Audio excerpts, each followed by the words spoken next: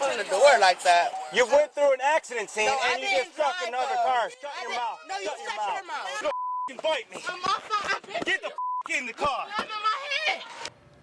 We continue to follow the internal affairs investigation against 2 Toledo police officers into the incident you just saw there. Officer Adam Hobbs was suspended for 40 days with his partner, Ashlyn Pluff, suspended for 1 day. It stemmed from this intense video.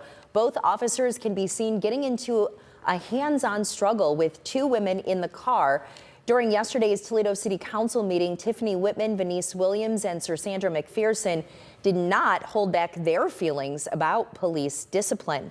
Some believe the officers were not disciplined enough and worry about the message it sends to the community. If they were 2 young white women, this would not have happened. TPD has been making strides for greatness and has been connecting with the community more so than I've ever seen in my 43 years. So for 2 officers to sting that is disgusting.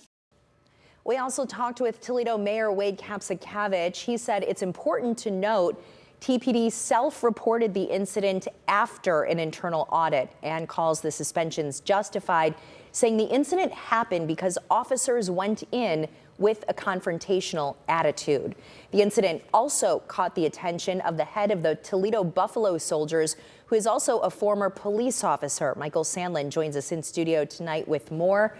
And Mike, Earl Mack thinks this was a failure in training, but does he agree with all of the councilwoman's comments? Well, Melissa, Mack tells me that after watching the footage of the incident, he hopes the mental health of these officers is taken seriously, saying law enforcement officials in control of themselves never fly off the handle the way Hobbs and Pluff did. One thing he wanted to walk back on was the implication from some of the council members that this incident was racially motivated. Just because the 2 police officers were white and the 2 females were black, that doesn't mean it was a racial incident. I think it's an incident of lack of training and lack of empathy. Before joining the Toledo Buffalo Soldiers, Earl Mack was a 40-year veteran member of law enforcement. And he says watching the body cam video showing the altercation between officers Pluff and Hobbs and the 2 women the night of January 1st, he saw nothing that resembled proper training. Man, we always frown at officers just walking up to a car and yanking someone out of it and not even had a verbal conversation with them. And then that citizen becomes angry because they don't know what's going on. Mack says these officers shouldn't just be suspended, they need to be retrained. I would recommend some training in keeping your emotions in check. These officers go through a lot every day in and day out. They see all kinds of things, and sometimes that affect their emotions as well as their personal lives.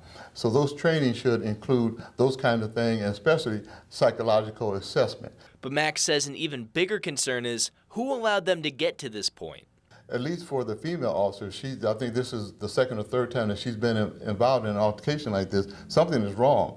That points right back to that police department. It points right back to those command officers. Who created an atmosphere so comfortable that they could behave this way? He says now he hopes the Toledo Police Department takes notes from the incident and says that incidents like these hurt Chief Trenley's attempts to build bridges with the community. This tears those bridges down.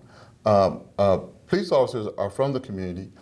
They represent the community. They should. And if you're going to have good community police relations, then those officers they need to be trained in that. Now, in regard to Councilwoman Sir Sandra McPherson's comments that this will convince some people in the community to start packing a gun, Earl wants to remind the public that everyone has the right to resist an unlawful arrest, but you can't take back shooting and killing a police officer. Reporting in studio, I'm Michael Sandlin for WTOL 11.